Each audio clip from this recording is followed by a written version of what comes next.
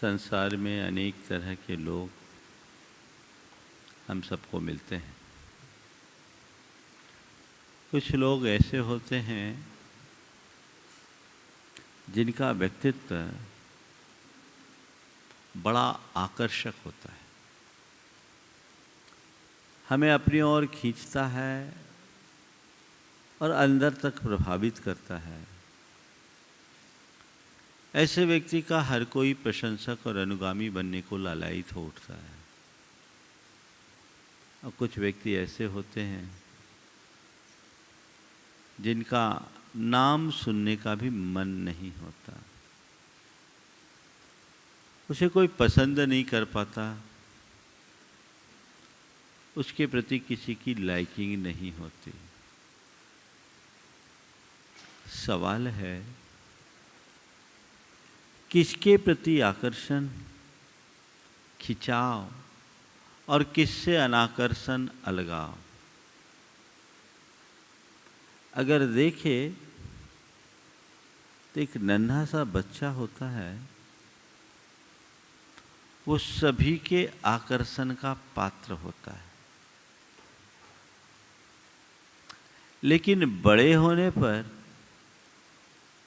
कुछ तो हमारे प्रिय बने रहते हैं या कुछ की प्रियता और बढ़ जाती है और कुछ एकदम अप्रिय लगने लगते हैं।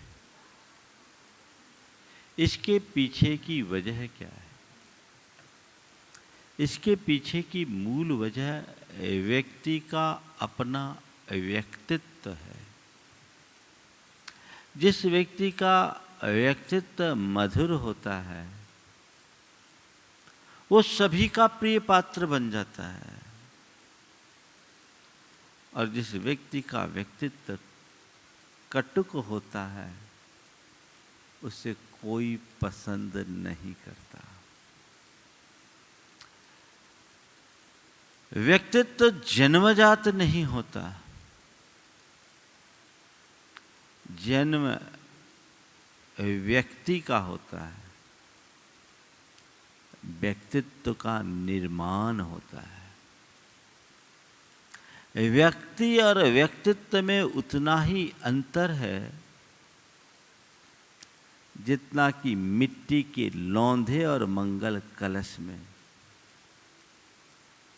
मिट्टी के लौंधे में अनेक संभावनाएं हैं, उस मिट्टी के लौंधे से मंगल कलश भी बनाया जा सकता है, तो शराब की कुल्हड़ भी। संसार में जन्म लेने वाला हर व्यक्ति एक मिट्टी का लौंधा है, और आगे चलकर वो मंगल कलश का रूप ले या शराब की कुल्हड़ बने, या उसके व्यक्तित्व पर निर्भर करता है। हमारा व्यक्तित्व हमारी जीवन शैली पर निर्भर करता है, और हमारी जीवन शैली हमारी सोच, व्यवहार और प्रवृत्तियों पर निर्भर करती है। गुरुदेव व्यक्तित्व को मधुर बनाने की प्रेरणा देते हुए कह रहे हैं, मधुर बनो, दांत तोड़ गन्ना भी लोकप्रिय है। बड़ा गहरा संदेश है। गन्ने का आप सेवन करो तो उसमें मशक्कत बहुत करनी पड़ती है। कई बार लोगों के लिए गन्ना चबाने में मसूड़े छिल जाते हैं, कईयों के तो दांत भी उखड़ जाते हैं। बल्कि पहले तो ऐसा होता था, लोगों की दांतों की परीक्षा के लिए गन्ना दिया जाता था। जिनके दांत नहीं वो गन्ना का स्वाद नहीं ले पाते, रस भले पी ले। लेकिन इसके बावजूद कि गन्ना दांत को नुकसान पहुंचाता है, तोड़ता है, फिर भी गन्ना लोगों के लिए प्रिय है। क्यों? क्योंकि उसमें मधुरता है। अगर मनुष्य के जीवन में अच्छाइयाँ आ जाए और जीवन व्यवहार में माधुर्य प्रकट हो जाए, तो उसके यदि कुछ दुर्बलताएं भी होगी तो वो गौण हो जाएगी और वह सभी का प्रिय पात्र बनेगा। दूसरी ओर नीम को देखो, नीम को कोई पसंद नहीं करता। क्यों? उसमें माधुर्य नहीं, कड़वापन है, कटुकता है। गुरुदेव कहते अपना जीवन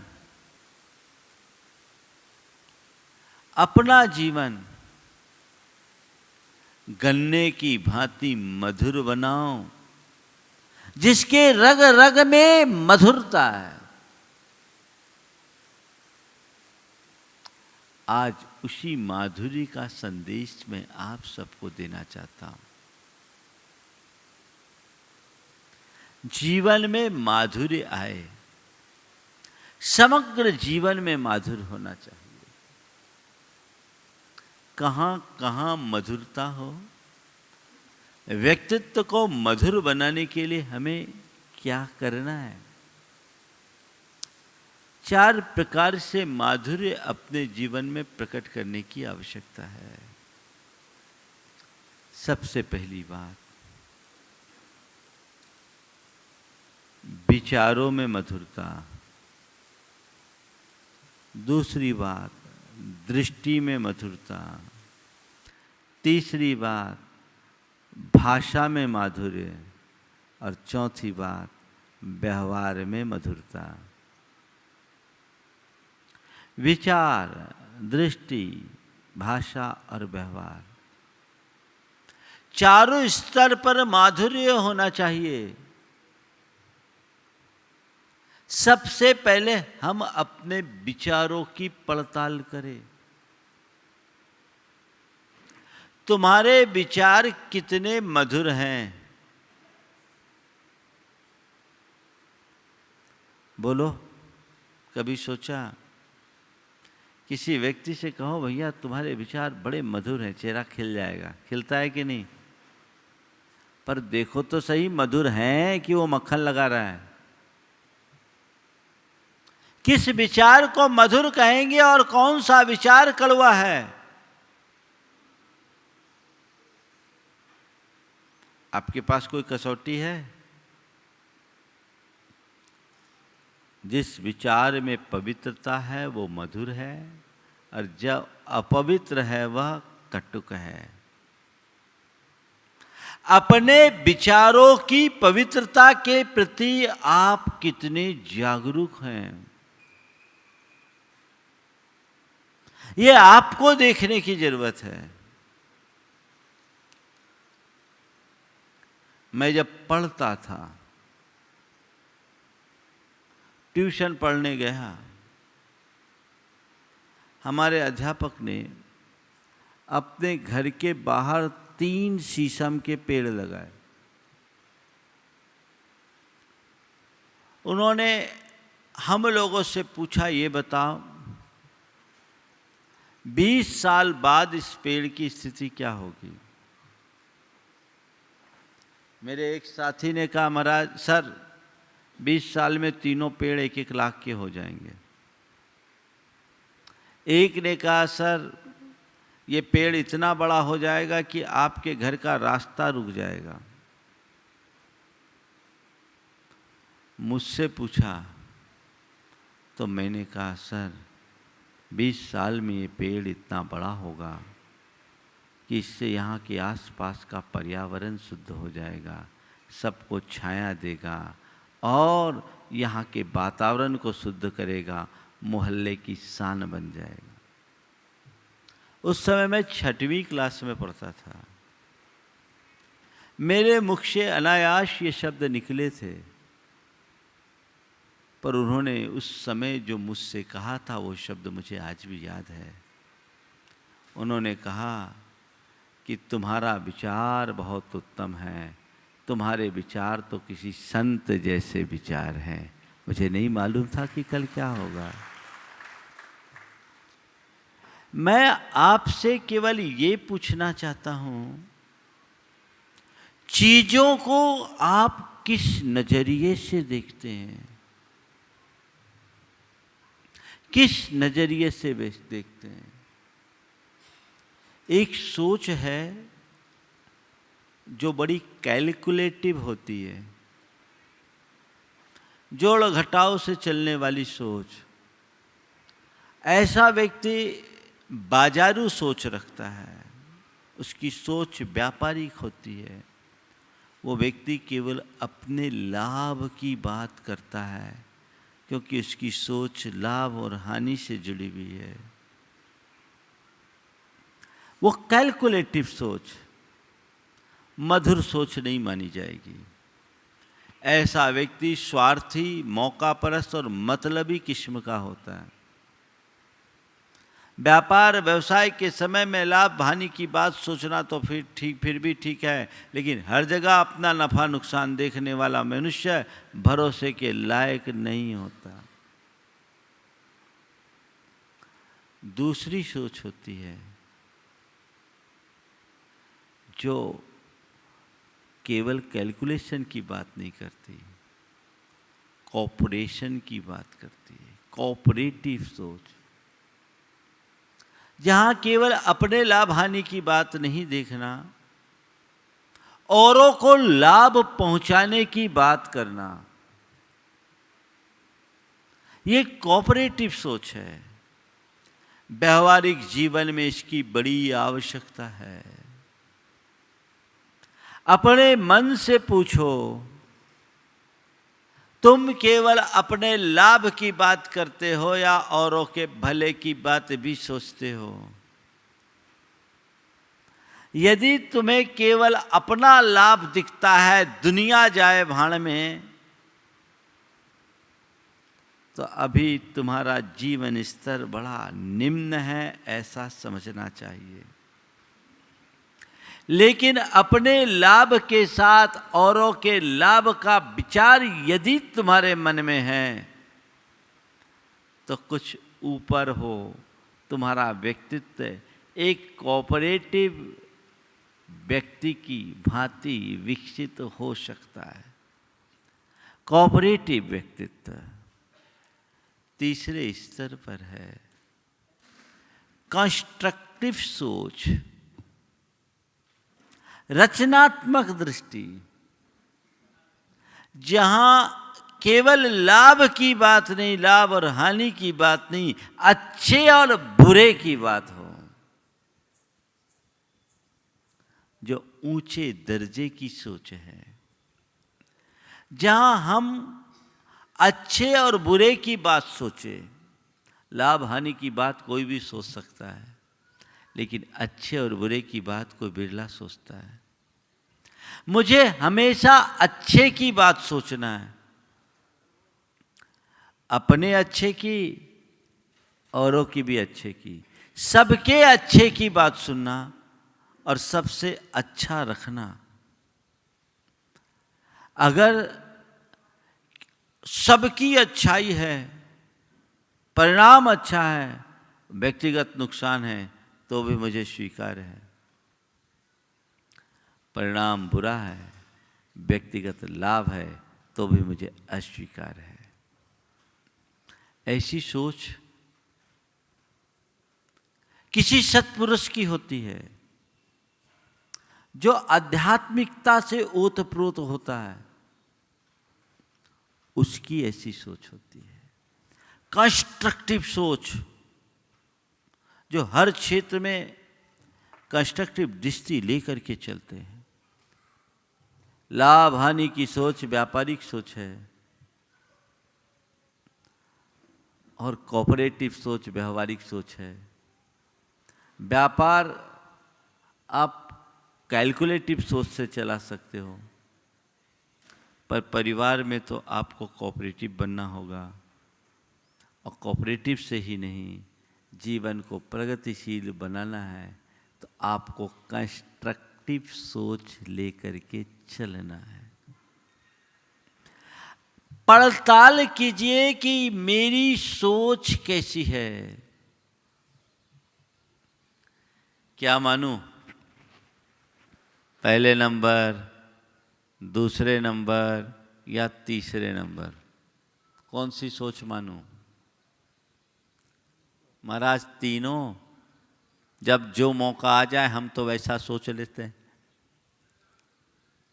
क्या सोच? संत कहते हैं सोच के स्तर से ही मनुष्य का व्यक्तित्व निर्भर करता है। अच्छी सोच बनाओ, मधुर सोच, कंस्ट्रक्टिव। कुछ लोग डिस्ट्रक्टिव होते हैं, उल्टा ही सोचते हैं। उल्टा सोचने वालों की जिंदगी उल्टी और सीधी सोच रखने वालों की जिंदगी सीधी। आपको तय करना है मुझे मेरा जीवन कैसा रखना है। देखिए,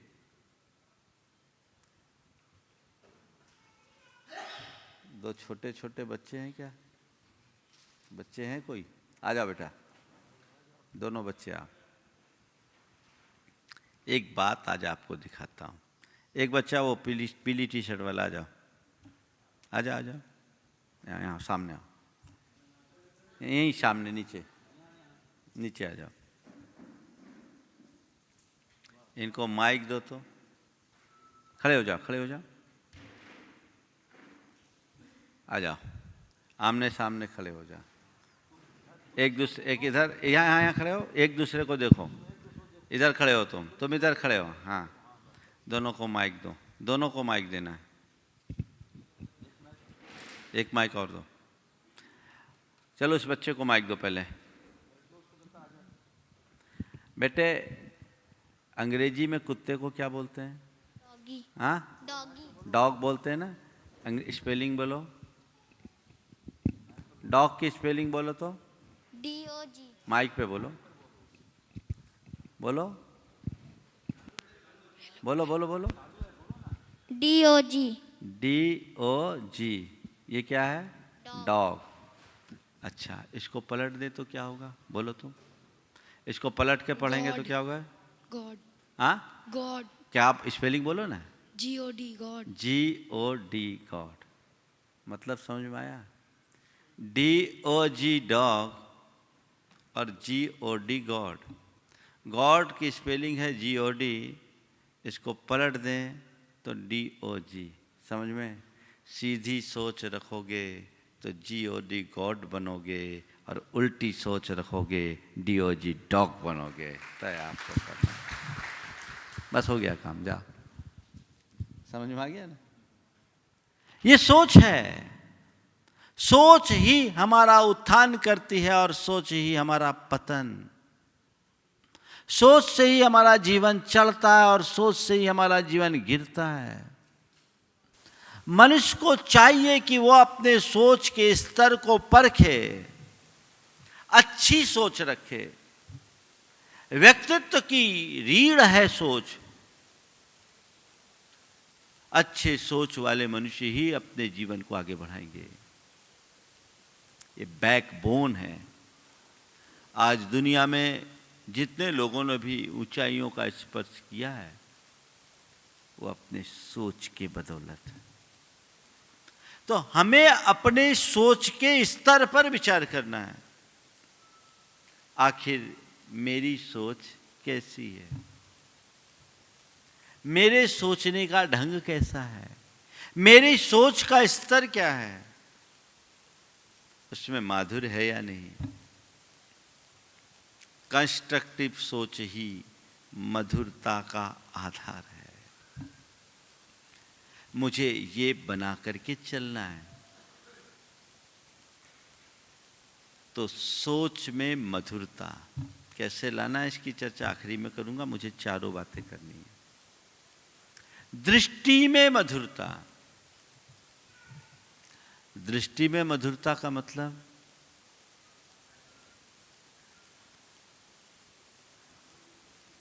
दृष्टि की मधुरता का मतलब है दृष्टि की पवित्रता। दृष्टि में पवित्रता होनी चाहिए। किसी भी व्यक्ति या किसी भी वस्तु या किसी भी घटना या प्रसंग के प्रति तुम्हारे मन में पवित्रता होनी चाहिए, सकारात्मकता होनी चाहिए।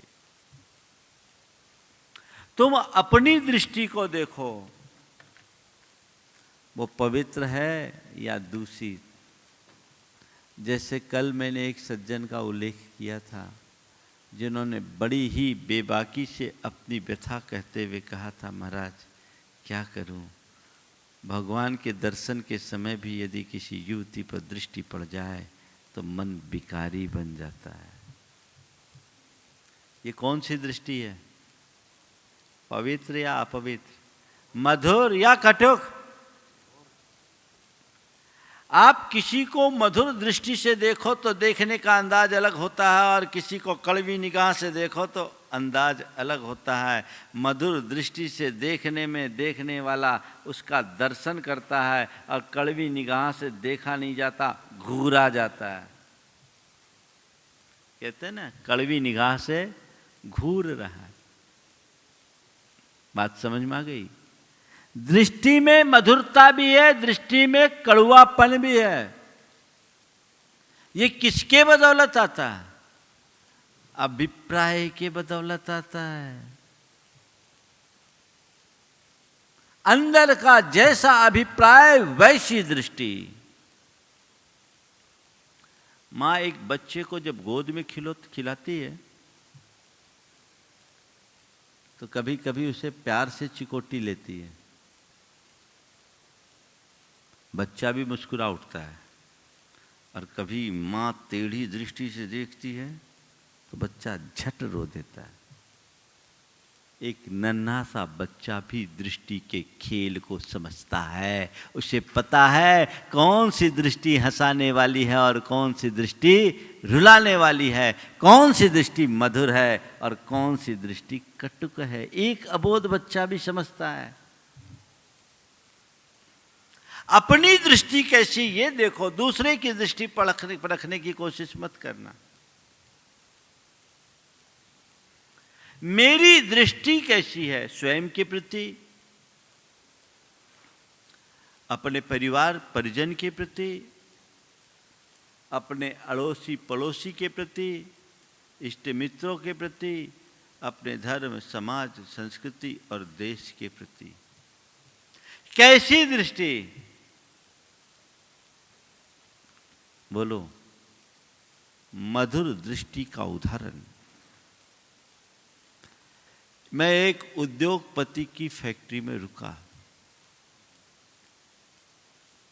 मधुर दृष्टि क्या होती मैं आपको बताता हूं। 265 कर्मचारी उनकी फैक्ट्री में थे।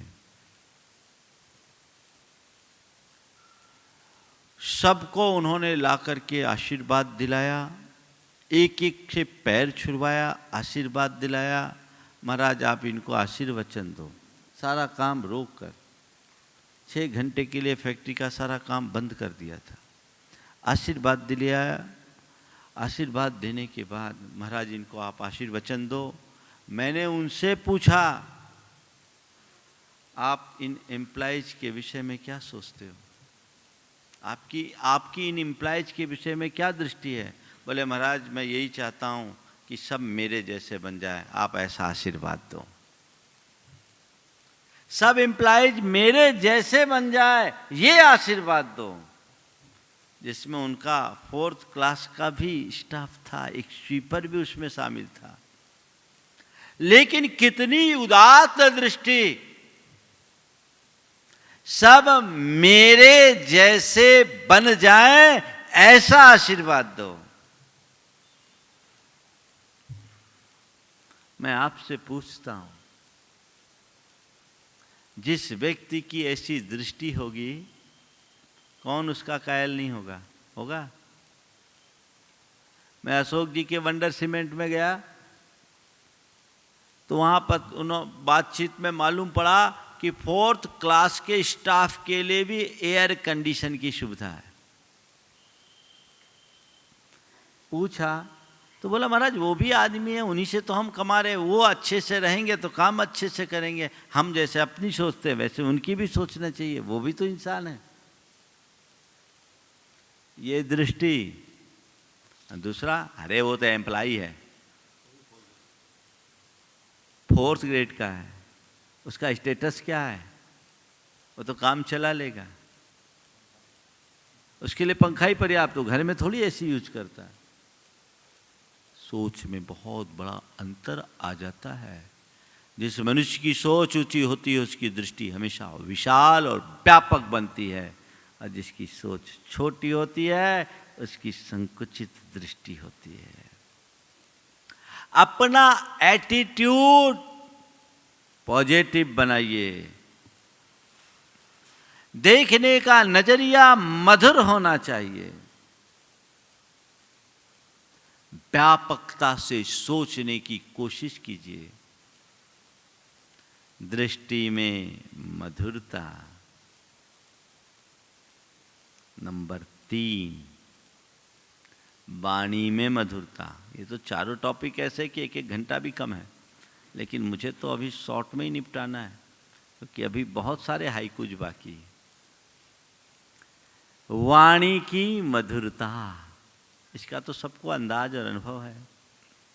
दूसरों की मृदुवाणी से सभी प्रभावित होते हैं, लेकिन अपनी वाणी को मधुर बनाए रखने की चेष्टा कितनी करते हैं? कितनी करते हैं? एक युवक, वो किसी से भी बात करे, खासकर अपने घर वालों से बात करता था, तो बड़े तीखे लहजे में एक दिन संयोगतः वो मेरे पास था और कॉल आई,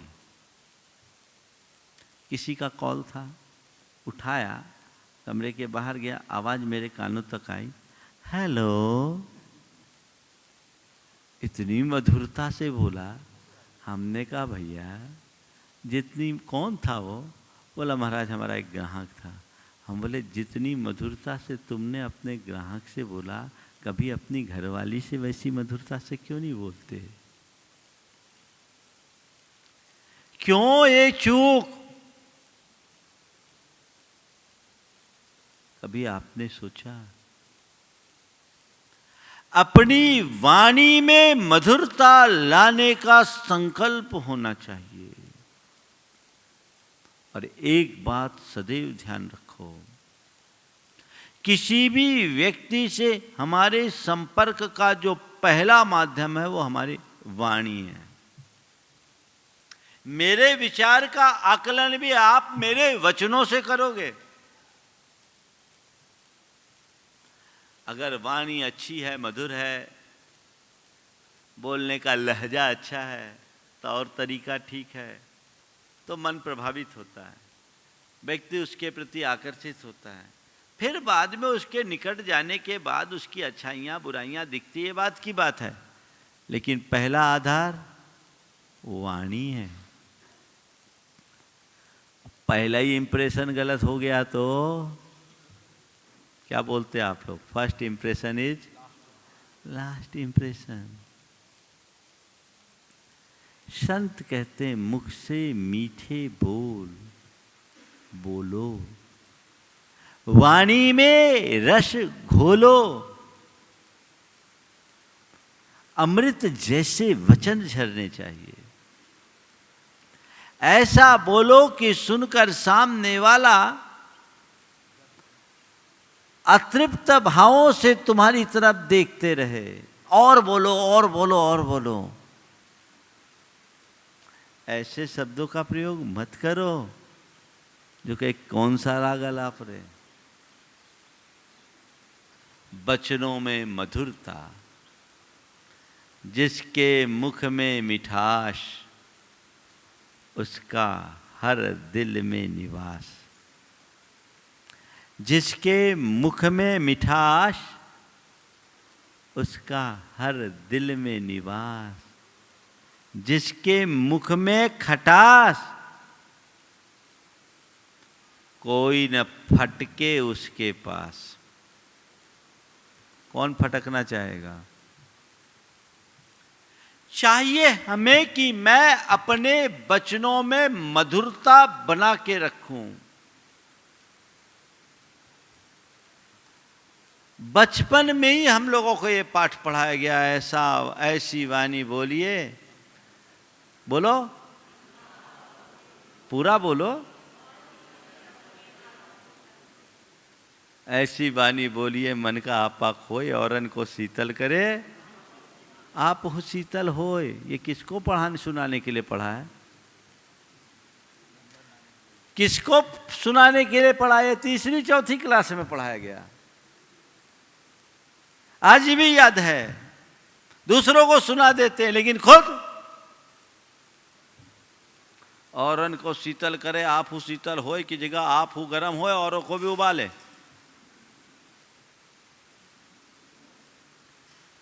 क्या है ये? क्या वाणी में संयम होना चाहिए, मधुरता होनी चाहिए। जो बात असहमति भी प्रकट करने की हो, आपत्ति भी प्रकट करने की हो, उसे भी मधुरता से कहा जा सकता है। और जो काम माधुर्य से होता है वो कड़वाहट में नहीं होता। मुझे ये ध्यान रखना है। मैं आपसे एक सवाल करता हूं, कोई व्यक्ति बहुत पैसे वाला है, उसका प्रभाव भी है, लेकिन बोलने में अक्खड़ है। कहें कि मुंह का कड़वा है। और एक व्यक्ति साधारण है पर व्यवहार बहुत मधुर है, वाणी बड़ी मीठी है। आप किससे प्रभावित होंगे? पहले वाले से या बाद वाले से? ना, बाद वाले से प्रभावित होंगे। तो मैं अपने व्यक्तित्व को किस दिशा में ले जा रहा हूं, कभी सोचा? मैं चाहता तो हूं कि लोग मुझे लाइक करे। कौन नहीं चाहता? सब चाहते हैं लोग मुझे लाइक करे, मेरी लाइकिंग बढ़े। पर भाई, लोग मुझे लाइक करे उस लायक काम भी तो करो। वो कहां है? उधर तो दृष्टि ही नहीं, तो काम कैसे होगा? वचनों में मधुरता हमें विकसित करना है। आखिरी में कुछ सूत्र दूंगा जो संपूर्ण व्यक्तित्व को माधुर्य के रस से भरने का एक माध्यम बनेगा, और वही आज के प्रवचन का मूल प्रतिपाद्य भी है। चौथी बात, व्यवहार में मधुरता। व्यवहार में मधुरता का मतलब किसी भी व्यक्ति के साथ आपका कोई भी व्यवहार ऐसा हो जिससे सामने वाले व्यक्ति के मन में प्रसन्नता हो, आह्लाद हो। ऐसा नहीं जिससे उसको आघात पहुंचे, चोट पहुंचे, पीड़ा पहुंचे, कष्ट पहुंचे। मेरा व्यवहार औरों के प्रति कैसा है, ये मुझे देखना है। विवेकानंद जी जब भारत से बाहर धर्म प्रचार के लिए जाने को थे, अपनी माँ से आशीर्वाद लिया। माँ ने कहा, बेटा ठीक है मैं आशीर्वाद देती हूँ, पहले वो चाकू है वो मुझे दे। चाकू मुझे दे, उठा के चाकू मुझे दे। उन्होंने वो चाकू उठाई, बेंट माँ की तरफ, और चाकू जो थी वो अपने हाथ की तरफ रखा, बेंट माँ की तरफ बढ़ाया। माँ ने कहा, बेटा तू वाकई में धर्म के प्रचार का अधिकारी है, क्योंकि मैंने तेरे व्यवहार और तेरे सोच को अच्छी तरीके से देख लिया। तूने जिससे हाथ कटने की संभावना वो अपनी तरफ रखा है, मेरे हाथ में बेच दिया है, ताकि तेरे ये इस बात का प्रमाण है कि इस घड़ी में तुझे मेरा ख्याल है। हर व्यवहार में औरों के हितों का ख्याल रखने का नाम ही व्यवहारगत माधुर्य है।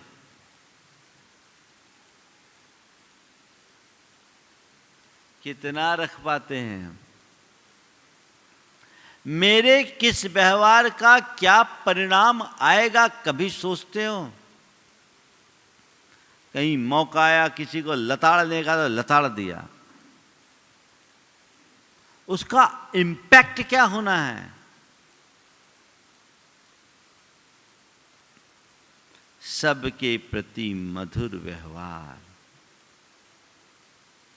ये हमारे जीवन में होना चाहिए। और जिसका व्यक्तित्व गहरा होता है वो हर स्तर पर मधुर होता है। गन्ना का उदाहरण दिया है, गन्ना सर्वांश में मीठा होता है, उसमें गांठ है, लेकिन फिर भी वो अपने गांठ के कारण नहीं, अपने मिठास के कारण जाना जाता है। हमारे जीवन में अगर कोई दुर्बलता हो तो भी यदि हमने मधुरता को आत्मसात कर लिया तो मेरी सारी दुर्बलताएं मेरी अच्छाई का आधार बनेगी। गन्ना का कि वो गांठ ही नए गन्ने को जन्म देती है। अब सवाल है मधुरता लाएं कैसे? महाराज आप लोग जो बोलते हो वो तो सुनकर बहुत अच्छा लगता है, सोचते भी हैं, चाहते भी हैं कि मैं ऐसा करूं, मैं ऐसा बनूं, पर बन नहीं पाते। आप तो कोई ऐसा रास्ता बताइए जिससे हम अच्छे बन जाएं। यही है ना भाव? सूत्र बताता हूं। आप चाहते हैं कि मेरा जीवन मधुरता से ओतप्रोत हो, तो आप रोज भावना योग कीजिए और भावना योग में एक प्रार्थना कीजिए, हे प्रभु मुझ में मधुरता रहे, हे प्रभु मुझ में मधुरता रहे, मेरा जीवन माधुर्य से भरे। हे प्रभु मुझ में मधुरता रहे, मेरा जीवन माधुर्य से भरे। ये एक प्रार्थना और एक ऑटो सजेशन, मुझे सबके प्रति मधुरता रखना है, मुझे अपने संबंधों में मधुरता रखनी है।